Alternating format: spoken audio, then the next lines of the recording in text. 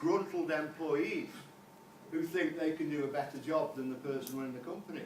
And it wasn't one company in my past, it was 4 or 5 companies, and I was getting sick and tired of being sick and tired of the list is endless.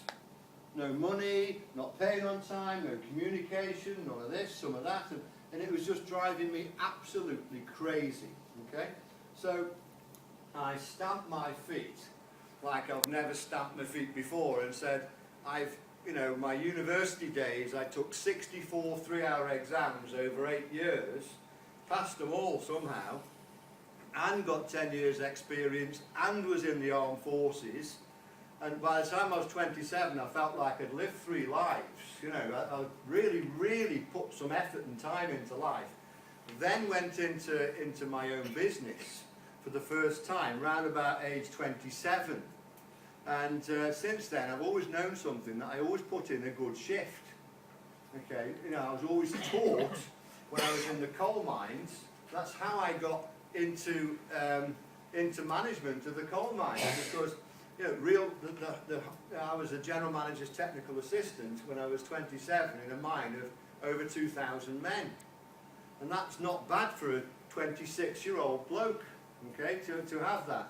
And so the reason I actually got spotted and progressed up the ranks was because I sat there having a pity party one day on the end of a conveyor belt underground, because I was a management trainee taking exams at university.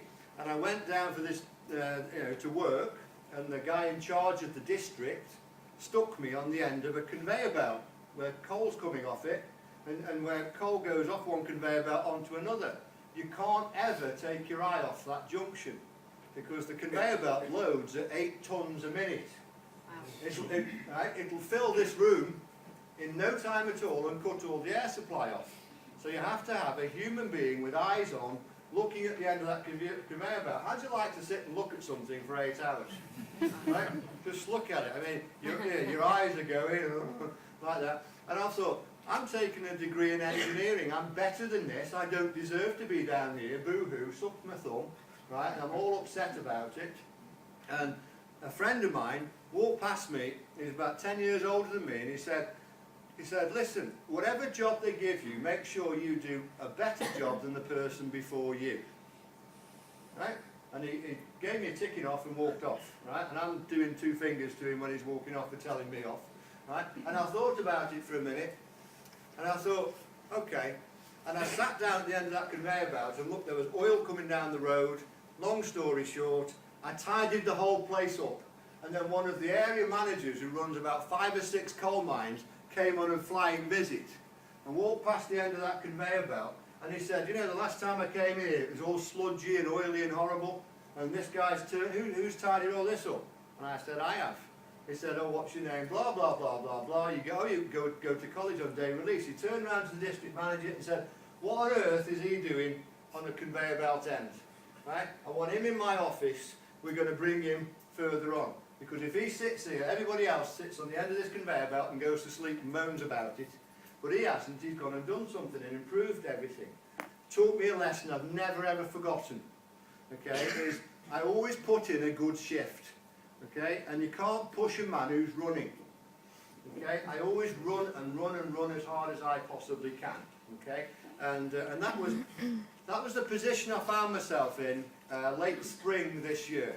Okay, stamping my feet, very, very unhappy with people I'm not happy with, not in just the previous business, about 4 or 5 previous business in a line. Okay, and I thought, right.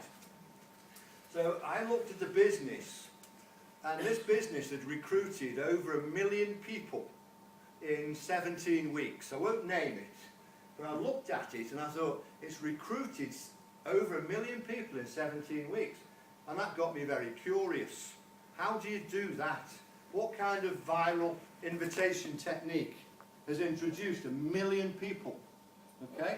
And I looked at it, and there was just something that came off the paper studying the business, because I wasn't really interested in what the business was selling. Okay? Not about what the business is selling, it's about how it works. And how it works was, there's a viral invitation technique, and it was free. free. Okay? So there's no resistance to joining because it's free. And then I looked at something else. I was Googling around, and it became apparent when I was Googling around, how much does it cost you to do a Google search? Free.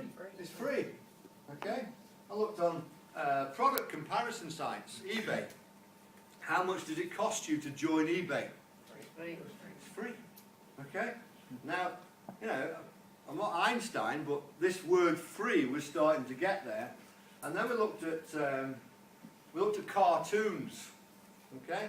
When you're a kid, right, you walk in and you see the Warner Brothers symbol with Daffy Duck. Okay? Instantly, as a child, you think, goody, it's a cartoon. And embedded in every one of our psychologies is the love of cartoons. Cartoons cuts through cynicism like butter through a knife. Like knife through a butter, okay? Cartoons cut through that cynicism. Just checking you're listening. Okay? So, I thought, okay, I know the words, okay? But who knows how to do cartoons? I know somebody who's a very talented sound engineer with a wicked sense of humour, okay? He does things that just tickle your pink, right?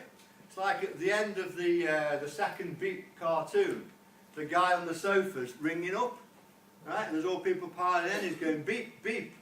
Get him to the phone, it's beep. Because you can hear, you can imagine in your head, that cuts across every language in the world, right? Because you can almost, you can't hear the person on the other end of the phone because they're going, what? What is it? What is it? You go, beep, beep. Just get them to the phone, beep. And I thought, that was ad-lib. That wasn't in the script. That was what the cartoonist put in for the sheer fun of it, okay? And there's, when, you know, when they talk about, some of you will be financially free and never work again. Have you seen the little kid up the tree trying to knock the coconut on his mother's head? Right?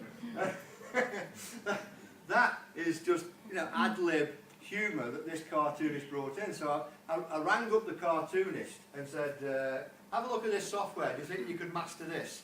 Do you think you could do it? Yeah, I could do that. But it takes a minute a day. So if the cartoon is 5 minutes, it's 5 days to do that. And then the reworking and things like that. So it gets quite long-winded.